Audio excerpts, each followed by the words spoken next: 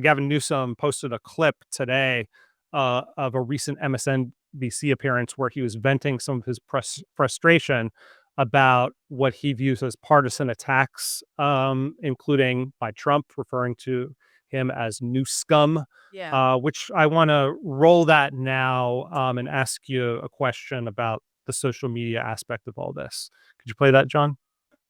And, I get it. They want to take us. I get it. I'm not naive. I get the California derangement syndrome. I've been living with that for years and years. New scum.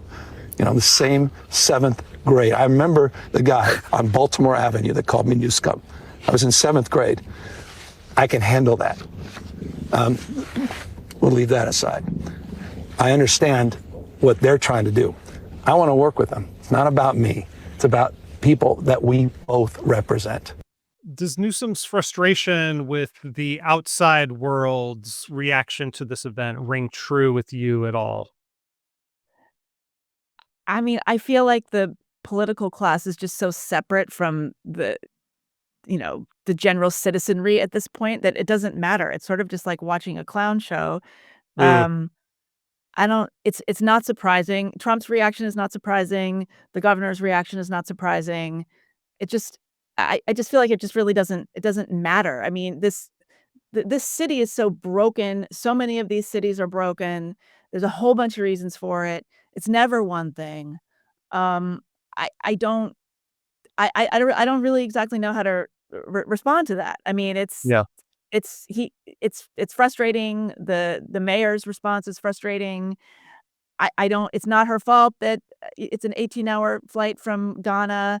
I don't know if she indeed went there after there were warnings that a major event like this might happen. That's not the best judgment. I don't know. I just think that we can't this is going to take years to unpack, Yeah. and I honestly don't really care. Like, I wanna read the books about this that people, publish 10 years from now and 20 years from now. This is going to be unfolding over 30 years, 40 years, 50 years. It's Yeah. been 1 week. Yeah. The problem that I see here is that California has become a political symbol of something which is like the exemplar of a blue state. And so everyone wants to kind of latch onto whatever their particular issue is, whether, you saw a lot of the people talking about DEI, and there was the video of a female firefighter say, it looked like she was saying she was not going to pull a man out of a house. She Like, if, wouldn't be able to lift a man out of a house, right. She was like, right, if you need me to do that, then he's in big right. trouble. It's not my And like, job to educate yeah, you or lift you out of a house, yeah. yeah. You want to see somebody that responds to your house, your emergency, whether it's a medical call or a fire call, that looks like you. It gives that person a little bit more ease, knowing that somebody might understand their situation better. Is she strong enough to do this? Or you couldn't carry my husband out of a fire, which my response is, he got himself in the wrong place if I have to carry him out of a fire.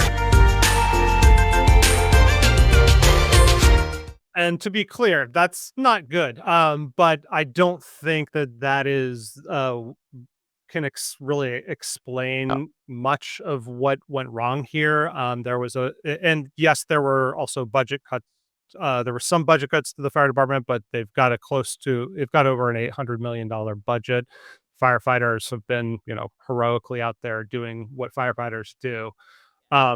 What frustrates me about it, just knowing a little bit about these issues, is that kind of in the past, when going through wildfires, what we've gotten as a public from people like Gavin Newsom are these lectures about climate change, which I don't doubt play a role in creating these tinderbox conditions, but then seemingly little action to like mitigate the effects of that, to make it less likely that this kind of thing would happen. I mean, one thing that I'm just going to pull up here as an example is prescribed burns, because that seems like the one of the obvious ways to try to make just super fires less likely.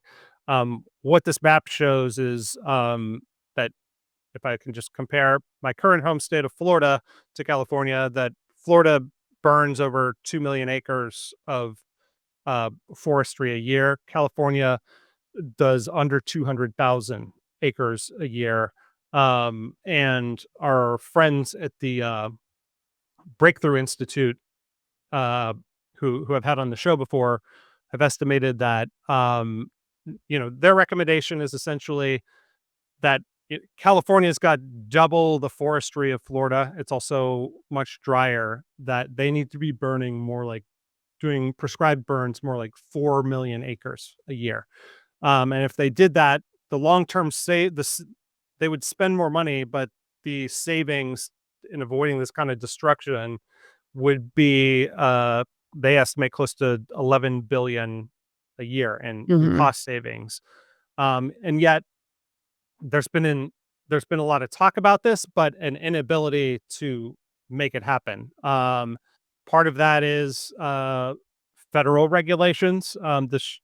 This chart from Perk shows that prescribed burns can take up to 7 years to be approved because of a law called NEPA at the federal level. But then California's got its own state level things that gum things up even more. And uh, there were real policy decisions a few years ago to step back from this.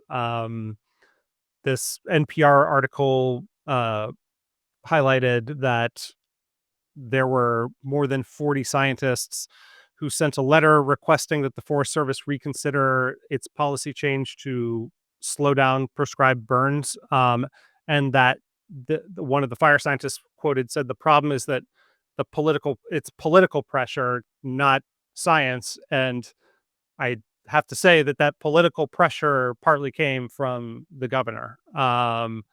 This is he basically called the Biden administration and asked them to reconsider their policy, because the fear at the time was that doing the prescribed burns under the dry conditions might get out of control. And yeah, it's a long windup, but I guess it's what I wanted to ask you is like, what are your feelings about the state government right now, as a Californian? Um, Not good. Uh, Look, I should say that I have lived in California for the majority of my adult life, probably 25 years total. I've only been back for the last 3 years. I was in New York for about 6 years before that. I'm a bit of a Mm. nomad. Mhm. No, it's clearly, it's clearly completely chaotic. It's not functional. I mean, California can manage to spend money, more money than anybody else and do less with it. Uh, in terms of prescribed burns, again, this is not an area of expertise at all, but I can imagine that if you went to the people of Pacific Palisades and say, "Hey, we wanna do a prescribed burn in this area in 1 year or 2 years or 4 years," they're gonna spend 6 years fighting that. They don't want that. It could get out of control, but it's also gonna affect the air quality, it's gonna affect traffic, it's going to Yes. affect all kinds of things that people who, frankly have a lot of power and influence don't wanna have happen in their backyard. So, these are all things to consider, Yeah. and at a certain point, you gotta tell people, "Sorry, too bad, we're doing this." But when you've got properties with this kind of value, the land value is just, I don't think people can quite fathom. I mean, I was reading that the sort of the average home value in Pacific Palisades is over $3 million. It wouldn't surprise me if it was more than that. In Altadena, it's around $1 million. With a lot of those, a lot of people, you know, making far less money that can ever actually most people in Altadena could not afford to buy their homes now. Anyway, my point is that you've just got a whole you've got corridors of influence and power that kind of sneak up on you and certainly have an effect on these kinds of policies in ways that most people just don't understand.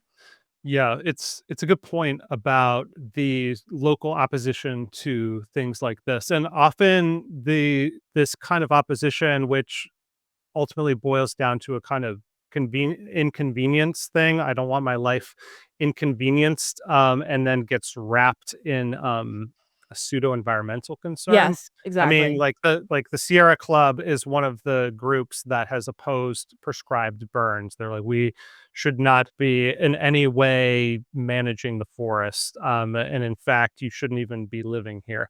And then and we've heard a little bit about the protection of the Delta smelt too, that makes it impossible to build certain water infrastructure. So it's like it's like this intra-environmentalist war between environmentalists who think that this is the part of the environment that needs to be preserved, and others that think this part, and also that is tied up with, where I happen to live along the coast. So I guess, like, do you think any of that there will be any sort of reevaluation, that there will be a shift in mindset? Because that seems like what kind of needs to happen in order for any of these problems to be solved. I mean, the shift in mindset was already happening. I mean, you had people move to the political right, in pretty significant numbers in this last election. I mean, a lot of counties flipped for Trump in Mhm. California.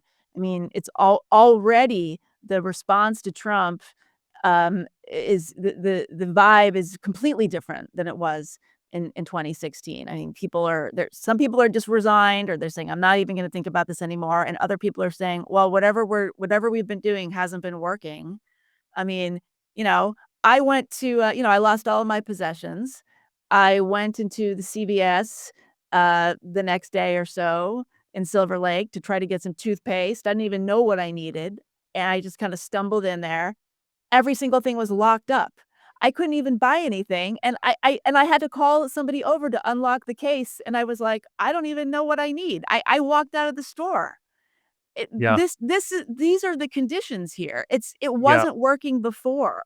Hey, that was a clip from Just Asking Questions. You can watch another one here or the full episode here. And please subscribe to our brand new channel to get us started off right and be notified when new episodes or clips go up.